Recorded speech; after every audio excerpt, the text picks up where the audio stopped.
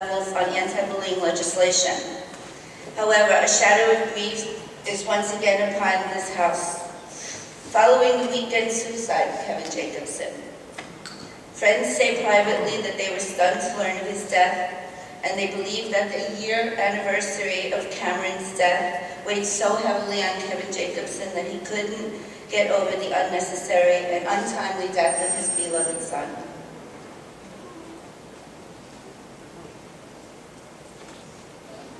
Amanda Koda. I had a video for Amanda, but unfortunately we can't show it.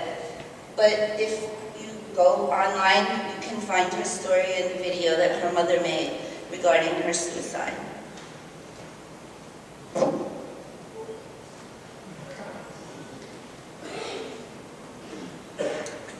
Jamie Rademeyer, he loved videos and he loved Lady Gaga. Jamie committed suicide by hanging. Shortly after Jamie's death, his sister went to a homecoming dance at their school. When the Lady Gaga songs came on, she was Jamie's favorite performer, and all the kids started chanting for Jamie, all of his friends. But then the bullies that put him into the situation to begin with started chanting, "You're better off dead. We're all glad you're dead." Things like that. Jamie's sister was having a good time, but naturally, she went home upset. It was supposed to be a time for her to grieve and have fun with her friends, and it turned into bullying even after Jamie was gone. After Jamie's death, his parents found anonymous posts on his computer saying things such as, "Jamie is stupid, gay, fat, and ugly. He must die." One post read, "I wouldn't care if he died, no one would. So just do it. It would make life way more happier." Amanda Cummings. Bullying played a part in her death on January 4th of this year. On December 27th, this young girl from Staten Island walked in front of a bus with a suicide note in her pocket. They say the girls at Amanda's school had been tormenting her and even continued leaving inappropriate comments on her Facebook profile as she lay in a coma in the hospital. Excuse me. Bullying combined with the recent breakup of her boyfriend all contributed to Amanda's desperate measures. Phoebe Prince, age 15. Phoebe was a recent Irish immigrant who hung herself on January 14th after nearly 3 months of routine torments by students at her high school by a text message and on Facebook. Phoebe was a freshman who was harassed by older girls who resented her dating an older football player. Phoebe's suicide was the culmination of a nearly 3-month campaign of verbally abusive behavior and threats of physical harm. In at least one instance, Phoebe was attacked when a girl pelted her with a soft drink can. Her younger sister found her body in the stairwell leading to the family's second-floor apartment. Drew Ferraro. Drew was a bright young man. According to his friends, he played football and he loved heavy metal. This past week, during a busy lunch break, Drew took a running start and leapt off of a 3-story classroom building into the courtyard below, ending his life. One of Drew's friends was quoted as saying that he was bullied to the point of despair, and he didn't want to go to school anymore. Jamie's friends say, as a member of the human race, we all bear the responsibility to stop bullying before people like Drew take their lives because they see no hope. Carl Joseph Walker was 11 years old. He was a junior in his middle school. Carl hung himself after enduring bullying at school. Though Carl did not identify as gay, he endured daily taunts of being gay. April Michelle Himes, age 14. April loved playing, painting, singing in the choir, and gardening.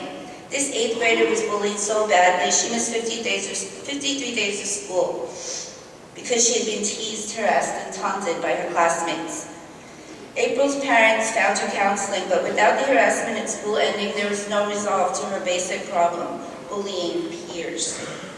She was offered the option of going back to school or going to juvenile detention, but April made another choice. She took her own life on Valentine's Day 2000, 1 hour after the call from the school. Despite her being of normal weight, April was teased as if she were fat, and having minor acne was another flaw that the harassers used to verbally hurt her. April had a special love for her bird. His name was Curious George. George loved her too, waiting for her to come home every day when she was off at school. George flew to heaven to be with his best friend April. He died of a broken heart 2 weeks later. For some, the brunt of the abuse came at school. For others, the virtual reality of social websites and streaming video provided the platform.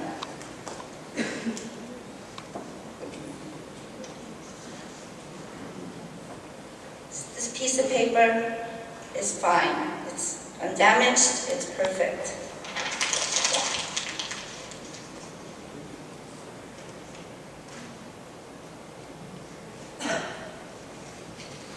I'm sorry, paper.